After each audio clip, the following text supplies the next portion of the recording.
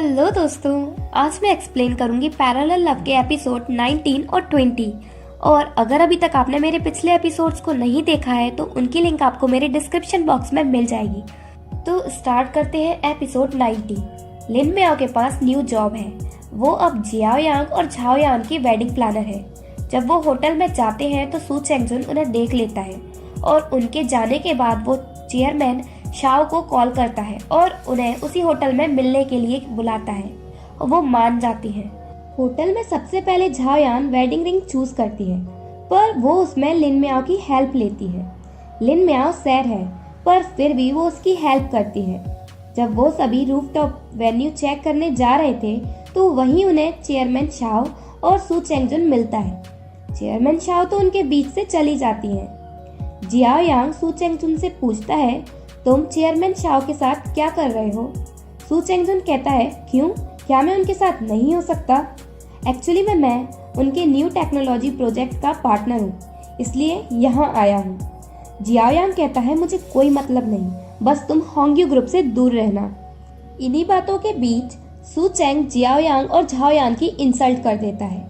कहता है, जियाओ यांग, तुम्हारे एक साइड लिन मियाओ है और दूसरी साइड झाओ यांग। वो दोनों ही मुझे गलत समझती है, पर मैं हैरान हूँ कि जियाओ यांग इन दोनों में से किसे ज्यादा प्यार करता है। पर जो भी हो, तुम मैरिज तो उसी से करोगे जिसके कंपनी में शेयर्स होंगे। और वो उनकी इंसल्ट करके चला जाता है। झाओ यांग अपसेट होकर उनके बीच से चली जाती है क्योंकि सू चेंग ने उसे ही सबसे ज्यादा टारगेट किया था। देन सू चेंग मिलता है चेयरमैन शाओ से। वो कहती है, क्या तुम इस होटल में झाओ यांग की इंसल्ट करने आए थे? सू चेंग कहता है, ऐसा नहीं है, मैं बस आपको ये बताना चाहता हूँ कि जियाओ यांग और झाओ यांग की मैरिज होने वाली है, जिससे उनके शेयर्स मर्ज हो जाएंगे। और अगर आपने कुछ नहीं किया तो आपको लगता है कि फ्यूचर में होंग्यू ग्रुप में आपके लिए कोई प्लेस बचेगी? चेयरमैन शाओ कहती है कि अगर तुम्हें ये बात करनी है तो मैं इसमें इंटरेस्टेड नहीं हूँ। सू चेंग कहता है, तो मैं आपके साथ बिजनेस की बात करता हूँ। वो उन्हें न्यू टेक्नोलॉजी के कोलैबोरेशन प्रोजेक्ट बताता है और वो उसके लिए रेडी भी हो जाती है। इधर झाओ यांग अकेली बैठकर ड्रिंक कर रही थी तो शाओ शिन उसके पास आता है। यहाँ हमें फ्लैशबैक दिखाया जाता है उस दिन हॉस्पिटल में, जब जियाओ यांग अपने डैड को बता रहा था कि वो लिन मियाओ को लाइक करता है, तो बाहर झाओ यानी थी और उसने सब सुन लिया था। और जब झाओ यान वापस अब्रॉड से आई थी अपनी स्टडी कंप्लीट करके, तो वो सबसे पहले जियाओ यांग से रूफटॉप वेडिंग में मिली थी, पर जियाओ यांग उसे देख नहीं पाया था क्योंकि वो लिन मियाओ को घर ले जा रहा था। झाओ यान ये सब सोच सोचकर बहुत दुखी हो रही है। शाओ शिन उसे सैड नहीं देख सकता क्योंकि वो उसे लाइक करता है, पर वो ये बात उसे बता भी नहीं पा रहा। शाओ शिन झाओ यान से कहता है, आप कोई भी डिसीजन लो लाइफ में, बस खुश रहना और मैं हमेशा आपका साथ दूंगा हर डिसीजन में। बातें करते करते झाओ यांग उसके शोल्डर पर सर रखकर सो जाती है। दूर से जियाओ यांग और लिन मियाओ उन्हें देखते हैं और झाओ यांग की बातें भी सुनते हैं। लिन मियाओ जियाओ यांग से कहती है, झाओ यांग बहुत ही अच्छी लड़की है और जब तुमने मैरिज करने का डिसाइड कर ही लिया है, इसलिए तुम्हें उसे खुश रखना पड़ेगा, नहीं तो मैं तुम्हें कभी माफ नहीं करूंगी। हॉस्पिटल में चेयरमैन की हालत और ज्यादा खराब हो रही है। जियाओ यांग लिन मियाओ के साथ पहुंचता है। डॉक्टर कहते हैं अगर उन्हें जल्दी से यूएस सर्जरी के लिए नहीं भेजा तो उनकी जान को खतरा हो सकता है। जियाओ यांग बहुत ज्यादा घबरा जाता है। देन वो डायरेक्टर झाओ से पूछता है कि अचानक डैड की हालत ज्यादा खराब कैसे हो गई। डायरेक्टर झाओ उससे कहते हैं कि इस मूवमेंट पर मैं तुमसे कुछ नहीं छुपाऊंगा। तुम्हें पता ही है कि चेयरमैन शाओ वापस कंट्री आ चुकी है और उन्होंने सीक्रेटली ली दोंग के शेयर्स अपने अंडर कर लिए हैं। तुम्हारे डैड तुम पर एक साथ ज्यादा प्रेशर नहीं डालना चाहते, इसलिए उन्होंने तुम्हें कुछ नहीं बताया और ये सोच सोचकर उनकी हालत और ज्यादा खराब हो गई। जियाओ यांग अकेला बैठा हुआ है और बहुत सैड है। लिन मियाओ उसके पास जाती है पर इस बार उससे दूर बैठती है। जियाओ यांग कहता है, लिन मियाओ तुम सही कहती हो, मैं किसी भी काम के लिए कैपेबल नहीं हूँ, मेरे हाथ से हर चीज जाती जा रही है।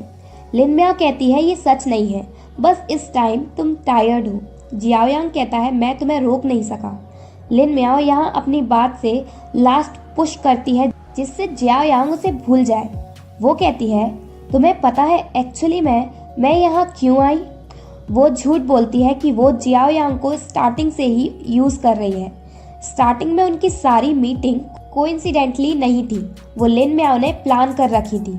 और कहती है तुम पूछ रहे थे ना कि मैंने तुमसे ब्रेकअप क्यों किया, क्योंकि मैं यहाँ सिर्फ तुम्हारी हेल्प करने आई हूँ प्रेसिडेंट बनने में होंगयू ग्रुप का, और यही कंप्लीट करके मैं वापस अपने घर जा सकती हूँ। सॉरी, मैंने तुम्हें यूज़ किया। जियाओ यांग रोने लगता है। उससे इतना कुछ सहा नहीं जाता क्योंकि उसके डैड की तबीयत खराब है। इधर लिन म्याओ ने भी उसका यूज़ किया। लिन म्याओ कहती है तुम अपनी मैरिज झाओ यान के साथ जल्दी से कंप्लीट करो और प्रेसिडेंट बनो, तभी मैं वापस जा सकती हूँ। ये कहकर लिन म्याओ चली जाती है और वो भी रोने लगती है क्योंकि वो सच में जियाओ यांग को लाइक करती है। नेक्स्ट डे जियाओ यांग और झाओ यान की वेडिंग की प्रिपरेशन हो जाती है। रूफटॉप पर जब लिन म्याओ जियाओ यांग से मिलती है तो वो नॉर्मली बिहेव करती है और उसको सारा टाइम टेबल बताती है वेडिंग का। जब वेडिंग में गेस्ट आना स्टार्ट होते हैं तो अनइनवाइटेड गेस्ट सू चेंगजुन भी आता है। जियाओ यांग कोई प्रॉब्लम क्रिएट नहीं करना चाहता, इसलिए वो उसे आने देता है। सू चेंग कहता है मैं फ्यूचर में उस दिन का वेट कर रहा हूँ जिस दिन मेरी और लिन म्याओ की भी वेडिंग होगी। जियाओ यांग कहता है तुम लिन म्याओ के क्लोज जाने की कोशिश नहीं करो क्योंकि तुम उसे डिजर्व नहीं करते। झाओ यान अपने शूज डिसाइड नहीं कर पाती। जब वहाँ लिन म्याओ पहुँचती है तो वो उसके शूज मांगती है और पहन लेती है। सारी प्रिपरेशन होने के बाद स्टेज पर जाने से पहले जियाओ यांग लिन म्याओ से कहता है जब मैं स्टेज पर जाऊंगा तब जो भी हमारा पास्ट है वो ओवर हो जाएगा। क्या तुम सच में कुछ नहीं कहना चाहती? लिन म्याओ साफ मना कर देती है और वहाँ से चली जाती है। उनकी वेडिंग स्टार्ट होती है। जियाओ यांग बिल्कुल बिटर एक्सप्रेशन दे रहा है जबकि झाओ यान अपनी पूरी कोशिश कर रही है अपनी स्माइल के साथ अपने आंसू छिपाने की। झाओ यान जियाओ यांग को रिंग पहनाती है और कहती है तुम हमेशा ब्राइटेस्ट स्टार रहोगे मेरे दिल में। वेडिंग के बाद सब फायरवर्क देखकर खुश हो रहे थे, पर सू चेंगजुन को तो लिन म्याओ ही दिख रही है, इसलिए वो उसके पास आता है और जियाओ यांग की बुराई करना स्टार्ट कर देता है। तो लिन म्याओ उससे कहती है तुम में और क्लोन में कोई फर्क नहीं है, अगर तुम मैन हो तो जियाओ यांग से फेस टू फेस बात करो, और वहाँ से चली जाती है। सू चेंग को बड़ा गुस्सा आता है और वो कहता है लिन म्याओ तुम मेरी फीलिंग्स को क्यों नहीं समझ रही हो, मैं जियाओ यांग को सब में हराऊंगा, बिजनेस में भी और लव में भी। देन लिन म्याओ अकेली पूल के पास थी। जियाओ यांग उसके पास जाता है और कहता है मुझे लगता है तुम चली गई होगी। वो कहती है मैं अभी इस प्लेस को गुड बाय कह रही थी। जियाओ यांग कहता है लिन म्याओ तुम कितनी क्रूल हो, सबसे गुड बाय कह रही हो पर मुझसे नहीं कहा। तो वो उसे गुड बाय कहती है। तभी उनके पास डायरेक्टर झाओ आते हैं और वो कहते हैं कि झाओ यान कहीं मिल नहीं रही। सब उसे ढूंढने में लग जाते हैं। सब उसका और शाओशिन का फोन ट्राई कर रहे हैं पर आउट ऑफ रीच। एक्चुअली मैं झाओ यान भाग गई, पर जाने से पहले वो जियाओ यांग और लिन म्याओ के लिए एक वीडियो मैसेज छोड़कर गई है। उस वीडियो में झाओ यान उन दोनों को हैप्पीनेस विश करती है और वो लिन म्याओ के लिए एक डायमंड रिंग भी देकर गई है और वो अपने सारे शेयर्स जियाओ यांग को दे गई है। इधर झाओ यान भाग कर जाती है शाओशिन के पास क्योंकि उसने पहले से ही सारी प्रिपरेशन कर रखी है। शाओशिन पूछता है क्या तुम्हारा डिसीजन तुम्हें हैप्पीनेस देगा? झाओ यान कहती है मैंने अच्छे से सोच लिया। शाओशिन झाओ यान को एयरपोर्ट पर छोड़ देता है पर उससे अभी भी अपनी फीलिंग्स कन्फेस नहीं कर पाता, पर झाओ यान समझदार है इसलिए वो सब समझ गई और जाते टाइम शाओशिन को हग भी करती है। देन जियाओ यांग के डैड उस पर चिल्लाते हैं कि वो यहाँ क्यों है, जाकर झाओ यांग को एयरपोर्ट से वापस लेकर आए, पर डायरेक्टर झाओ सारा फॉल्ट अपने ऊपर ले लेते हैं और जियाओ यांग पर गुस्सा नहीं करते। नेक्स्ट डे जियाओ यांग के डैड यूएस जाने के लिए निकलते हैं।